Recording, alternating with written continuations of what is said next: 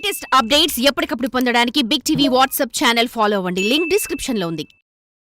ఈ నెల 21న అంతరిక్షంలో అసలేం జరుగుతుంది? ఎందుకని ఆ రోజున సూర్యునికి సుదూరంగా భూమి పయనిస్తుంది? ఇక నుంచి పగలు 8 గంటలు, రాత్రి 16 గంటలు ఉండనుందా? లేక ఆ ఒక్కరోజే అలా జరగనుందా? ఈ వింత ఓ అద్భుతం అనుకోవాలా?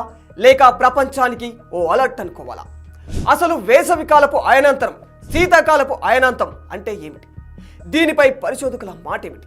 ఈ విషయాలన్నీ తెలియాలంటే ఈ వీడియోను ఎక్కడా స్కిప్ చేయకుండా చివరి వరకు పూర్తిగా చూడండి.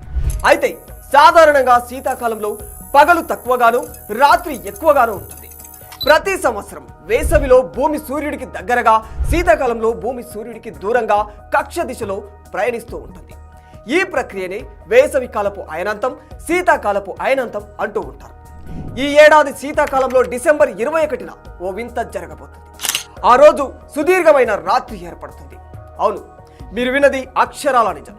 ఏకంగా 16 గంటల పాటు రాత్రి సమయం ఉంటే పగలు సమయం మాత్రం కేవలం 8 గంటలు మాత్రమే ఉంది. ఇలా జరగడాన్ని శీతాకాల అయనాంతం అంటారు. దీనినే ఇంగ్లీష్లో అయితే వింటర్ సోల్స్టైస్ అని చెబుతూ ఉంటారు శాస్త్రవేత్తలు. శీతాకాలపు అయనాంతం ఏర్పడే రోజున భూమి సూర్యుడికి దూరంగా ఉంటుంది. ఆ రోజున భూమి ధ్రువం వద్ద 23.5 డిగ్రీల వంపులో ఉంటుంది.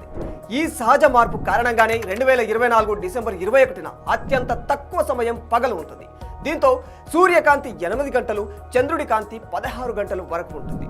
భూమి తన కక్షం వైపు తిరిగే సమయంలో దక్షిణ అర్ధగోళంలో భూమి సూర్యుడి మధ్య దూరం చాలా ఎక్కువగా ఉంటుంది. దీనినే భౌతిక శాస్త్ర పరిభాషలో చెప్పాలంటే ఆ రోజు భూమి సూర్యుడి మధ్య దూరం గరిష్టంగా ఉంటుంది. ఆ సమయంలో ఏర్పడే దానిని అయనాంతరం అంటారు. సూర్యుడి మధ్యాహ్న సమయంలో ఆకాశంలో అత్యధిక లేదా అత్యల్ప స్థానానికి చేరుకున్నప్పుడు సూర్యుడి చుట్టూ భూమి కక్షలో ఉండే 2 బిందువులను అయనాంతం అంటారు. దీని ఫలితంగా సంవత్సరంలో పొడవైన రోజు వేసవి కాలపు అయనాంతం, అతి తక్కువ రోజు శీతాకాలపు అయనాంతం వస్తుంది. ఇది ప్రతి సంవత్సరం 2 సార్లు జరిగే ప్రక్రియ. సంవత్సరం పొడవునా ఉత్తర లేదా దక్షిణ అర్ధగోళం సూర్యుని వైపు వంగి ఉంటుంది. వేసవి కాలపు అయనాంతం అనేది ఒక సంవత్సరంలో ఉండే అన్ని రోజుల కంటే అత్యంత పొడవైన రోజు. ఈ అయనాంతరాలపై ప్రజలు కొన్ని సెంటిమెంట్లను కూడా నమ్ముతుంటారు. ముఖ్యంగా శీతాకాలంలో ఏర్పడే అయనాంతంపై చాలా దేశాలలో ప్రజలు పలు రకాల నమ్మకాలను పాటిస్తూ ఉంటారు.